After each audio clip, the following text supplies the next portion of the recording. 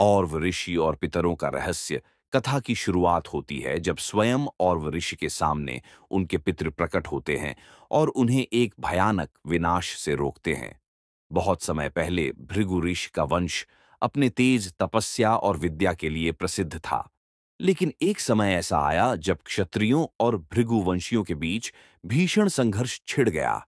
भृगुवंश के संतानों की निर्दयता से हत्या की गई। हर जगह रक्त ही रक्त बहा। भृगुवंश की स्त्रियां चिल्लातीं, विलाप करतीं, उनके बच्चे गोद में ही मारे जाते।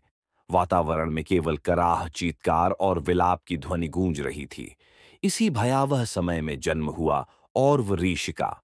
वे गर्भ में ही छिपा दिए गए थे, क्योंकि क्षत्रियों ने भृगुवंश का संहार करने का प्रण ले लिया था।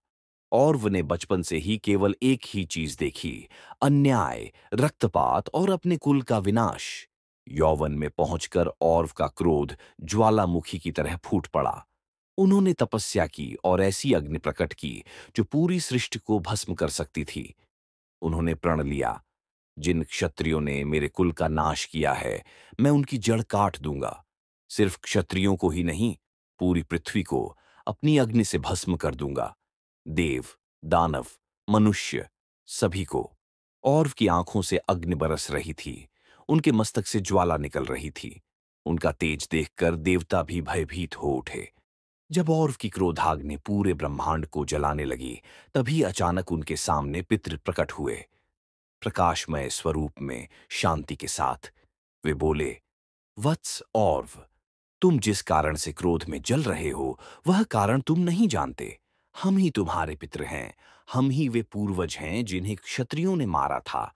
लेकिन ध्यान से सुनो, हमारी मृत्यु किसी शाप या अन्याय से नहीं हुई। हमने स्वेच्छा से अपने प्राण त्यागे, क्योंकि हमारी आयु बहुत लंबी हो गई थी। हम थक चुके थे और मुक्ति चाहते थे। इसलिए हमने क्षत्रियों को अवसर दिया कि वे हमें मार दें, ताकि हम अगले लोक की यात्रा कर सकें। और चकित रह गए। उन्होंने पूछा, यदि यह सत्य है, तो फिर मैं इस अग्नि का क्या करूं? मैंने वर्षों तक तप करके इसे उत्पन्न किया है। अब यह व्यर्थ कैसे जाए? पितरों ने उत्तर दिया, वत्स, इस अग्नि को नष्ट मत करो, इसे समुद्र में स्थापित कर दो। यही अग्नि आगे चलकर वड़वाग्नि या वड़वामुख कहलाएगी। समुद्र के भीतर प्रकट होने वाली अग्नि, यही अग्नि समय आने पर प्रलय में प्रकट होगी और संसार का अंत करेगी। परंतु अभी इसका स्थान समुद्र की गहराई है। औरव ने पितरों की आज्ञा मानी। उन्होंने अपनी अग्नि समुद्र में प्रवाहित कर दी। तभी समुद्र की लहरें उठीं और एक अद्भुत दृश्य दिखाई दिया। समुद्र की तलहटी में एक अग्नि प्रज्वलित हो गई, जो आज तक जल रही है। उसे ही हम वड़वाग्नि कहते हैं। ये कथा केवल औरव और उनके पितरों की नहीं है।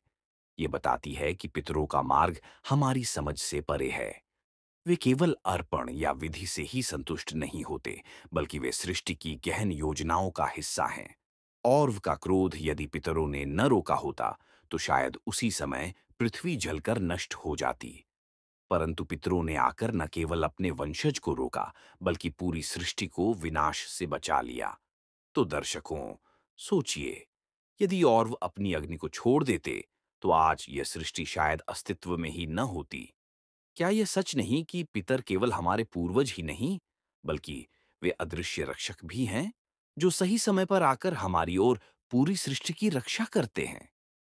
पर प्रश्न यह उठता है, क्या पितर केवल रक्षा ही करते हैं, या वे दंड भी देते हैं?